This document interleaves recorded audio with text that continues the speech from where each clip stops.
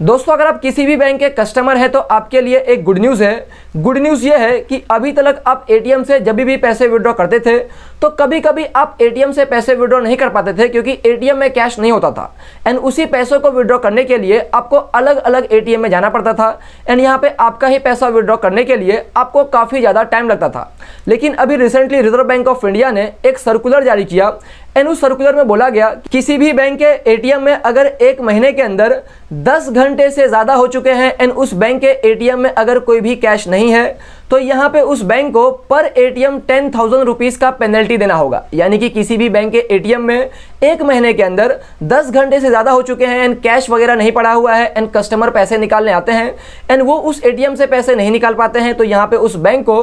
पर ATM 10,000 rupees का penalty देना होगा। यानी कि फॉर एग्जांपल हम मान के चलते हैं कि स्टेट बैंक ऑफ इंडिया का बहुत सारा एटीएम है जिसमें से 5 एटीएम ऐसे हैं जहां पे एक महीने के अंदर 10 घंटे से भी ज़्यादा हो चुका है एंड उस एटीएम के अंदर कोई भी कैश नहीं है। तो उस केसेस में स्टेट बैंक ऑफ इंडिया को वो जो 5 एटीएम है उस 5 एटीएम के ऊपर हर एटीएम के पीछे 10-10 हज़ार रुपये का पेनल्टी देना होगा। यानी कि टोटल 50,000 रुपया रिजर्व बैंक ऑफ इंडिया को उनको देना होगा एंड ये जो रूल है वो बैंकों के ऊपर 1 अक्टूबर 2021 से लागू होगा। तो यहाँ पे रिजर्व बैंक ऑफ इंडिया ने ये सर्कुलर इसके लिए लेके आया ताकि जो बैंक है वो अपने हर एटीएम में हमेशा कैश अवेलेबल रखे ताकि जो लोग हैं वो इजीली एटीएम से पैसे विड्रॉ कर पाए। एंड यहाँ पे व्हाइट लेवल एटीएम के केसेस में भी, व्हाइट लेवल एटीएम का सिंपल मतलब होता है कि ऐसी प्राइवेट कंपनी जिनको रिजर्व बैंक ऑफ इंडिया ने लाइसेंस दिया हुआ है एटीएम रन करने का, तो यहाँ पे ये जो व्हाइट लेवल कंपनी है उनका किसी भी बैंक के साथ में टाई अप हो सकता है तो वहां से कैश लेके वो अपने एटीएम में डिपॉजिट करते हैं जहां से लोग अपने पैसे विड्रॉ करते हैं। तो यहाँ पे व्हाइट लेवल एटीएम के केसेस में भी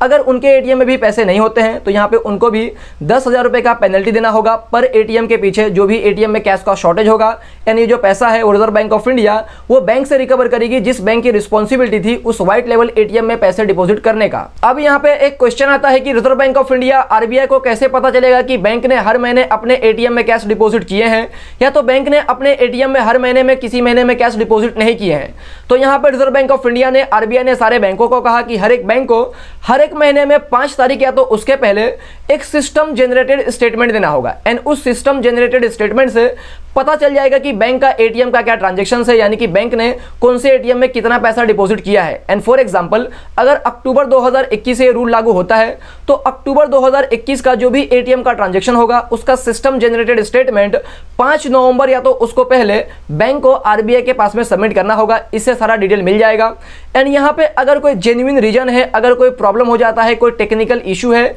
उसके वजह से एटीएम में पैसे डिपॉजिट नहीं हो पाते हैं तो उस केसेस में कोई भी पेनल्टी नहीं लगेगा। लेकिन एटीएम एकदम सही सलामत चल रहा है एंड यहाँ पे कैश डिपॉजिट नहीं होता है तो उस केसेस में 10,000 रुपये का पेनल्टी लगेगा। तो दोस्तों यही थी पूरी की पूरी वीडियो। उम्मीद करता हूँ आपको इस वीडियो से कुछ ना कुछ वैल्यूएबल इन्फॉर्मेशन जरूर मिला होगा। अगर आपको इस वीडियो से वैल्यू मिली है तो वीडियो को जरूर लाइक करना, चैनल को सब्सक्राइब करना एंड इस वीडियो को अपने फैमिली, फ्रेंड, रिलेटिव में जरूर शेयर करना ताकि इस तरीके का इन्फॉर्मेशन सबके पास में पहुंच सके। जय हिंद दोस्तों।